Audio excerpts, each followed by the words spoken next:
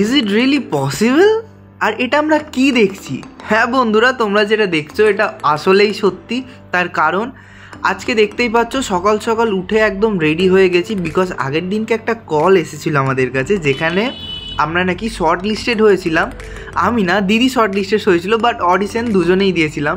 তো আর কি, যাই হোক, দিদি যেহেতু শর্ট লিস্টেড হয়ে সিলেক্টেড হয়েছে, তাই আজকে আমরা বেরোচ্ছি হচ্ছে জি বাংলার রান্নাঘরে শ্যুটের জন্য। এই যে দিদি আর এদিকে আমি। তো এদিকে দিদি আপাতত পারফিউম নিচ্ছে, আর এদিকে বিছানার উপর সব ছড়িয়ে ছিটিয়ে রাখা আছে আয়রন লিপস্টিক। তো চলো, অলরেডি আমরা ডান সব, এবার বেরোবো। তো ফাইনালি রেডি, এবার চলো বেরোনো যাক। কন্টে আসছি।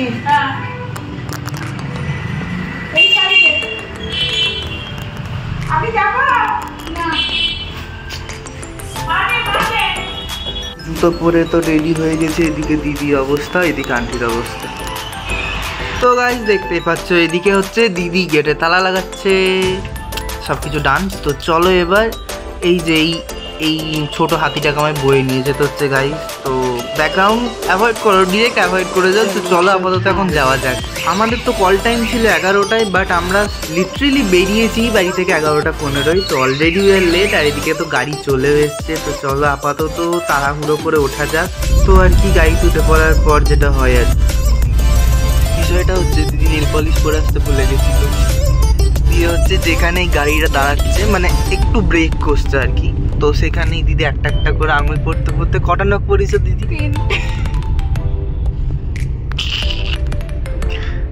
তো বন্ধুরা, বিষয়টা হচ্ছে এটা, তোমরা কি কখনো এরকম সিচুয়েশনে পড়েছো যেখানে এই রকম অবস্থা হয়েছে? বলেছিলাম সিগন্যাল ছাড়লে বলবি, কথা শুনে। But I am busy in my video. তো আর কি, দিদিও নেল পলিশ করা কমপ্লিট, এই সাইড করে। আর আমরা ফাইনালি চলে এসেছি স্টুডিওর সামনে। তো চলো যাওয়া যাক। গাড়ি থেকে তো নেমে তো পড়লাম, এদিকে দিদি এখনো নেল পলিশ করতে ব্যস্ত। বাট আমরা চলে এসেছি স্টুডিওর সামনে, এই যে স্টুডিও। তো আর কি বন্ধুরা, চলো এবার যাওয়া যাক।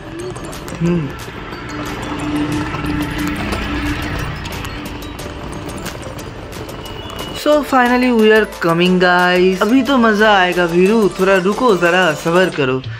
বাই দ্য ওয়ে গাইজ, এই যে ডান দিকে যে বিল্ডিংটা দেখছো, এর মধ্যেই শ্যুট হয় কিন্তু দিদি নাম্বার 1 অ্যান্ড রান্নাঘরের। আর একটু এগিয়ে এই যে ইনস্ট্রুমেন্টগুলো দেখতে পাচ্ছ, ওদিকে শ্যুট হয় ডান্স বাংলা ডান্স। তো আর কি, ভিডিও শুরুতেই তো বলেই দিলাম যে আমরা অলরেডি প্রো ম্যাক্স, তাই কল টাইমের পরে ঢোকাই। অলরেডি দিদি করে গ্রুমিংয়ের জন্য নিয়ে নিয়েছে রুমে। আর এদিকে আমি যাই নিচের দিকে, তোমাদের তো দেখাতে হবে সব কিছু। এই যে এটা হচ্ছে রান্নাঘর আর দিদি নাম্বার 1-এর সেট। গাইজ এটা হচ্ছে ডান্স বাংলা ডান্সের স্টুডিও। আর এই যে এইদিকে রাখা আছে ইনস্ট্রুমেন্টগুলো ডান্সের, যেগুলো অলরেডি কন্টেস্টেন্টরা ইউজ করে থাকে ডান্সের সময়। নট ওনলি দিস, আমরা এগুলো টিভির পর্দাতেও দেখি। আর এই যে এটা হচ্ছে dance Bangla dance, Saregamapa and দাদাগিরির সব কিছু শ্যুট হয় এটার মধ্যে। আরে একটু ঘুরে আসতে না আসতেই দেখি দিদি একদম তৈরি শ্যুটের জন্য, রেডি হয়ে গেছে।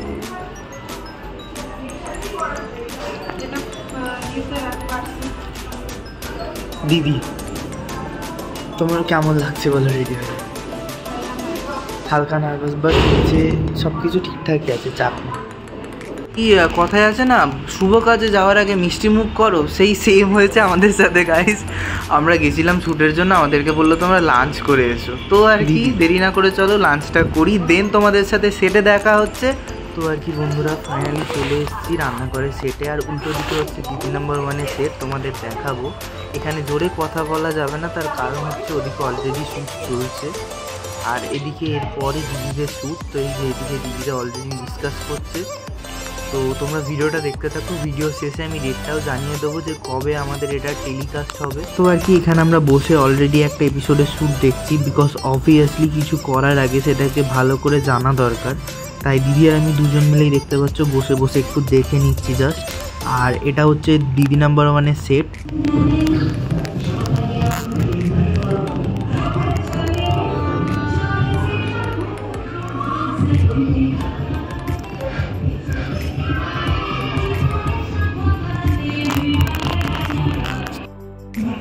দিদি শুটে যাওয়ার আগে মুহূর্ত, আমরা এখন ব্যাক আপ স্টেজে বসে আছি ব্যাকে, আর উল্টো দিকে হচ্ছে শুট, আমরা এখানে বসে আছি। And guys, this is the whole set of Zee Bangla রান্নাঘর, and really our dreams comes true because এখানে সবার আসার ইচ্ছা থাকে, but finally we are here. And তোমাদের তো বলেই দিলাম, এটা হচ্ছে দিদি নাম্বার 1-এর সেট, আর ঠিক তার সাইডেই শ্যুট হচ্ছে আমাদের রান্নাঘরের। সো গাইস, ফাইনালি দিদির শ্যুট স্টার্ট হয়ে গেছে।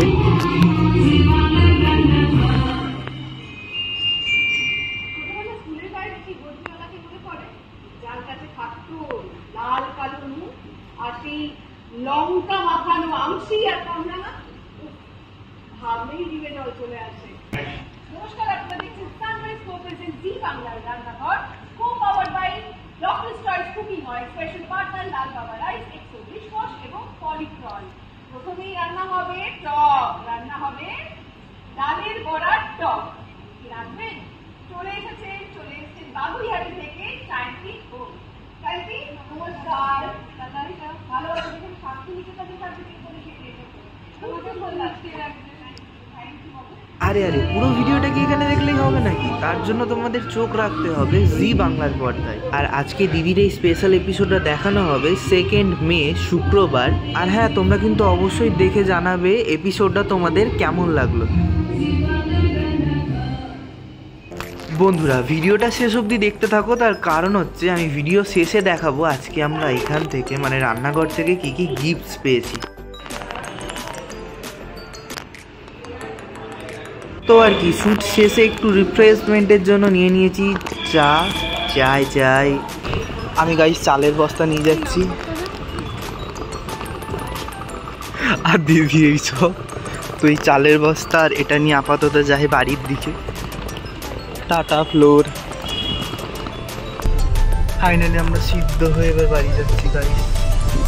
দিদি, তোমার এপিসোড করে মানে রান্না করে কেমন লাগলো বলো?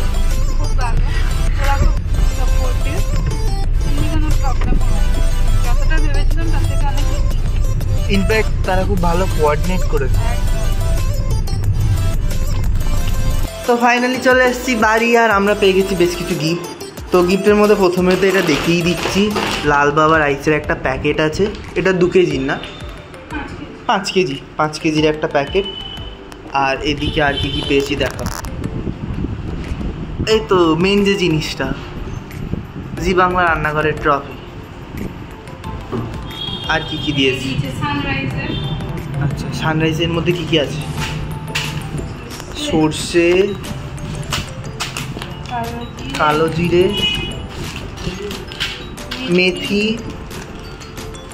এটা আছে মৌরি, যেটা আমি খুব খাই, আর আছে কাশ্মীরি মির্চ পাউডার, সানরাইজ, শাহি গরম মশলা। আর কিছু নেই তো। আচ্ছা, তো আপাতত মশলার মধ্যে এগুলো আছে, আর এগুলো আর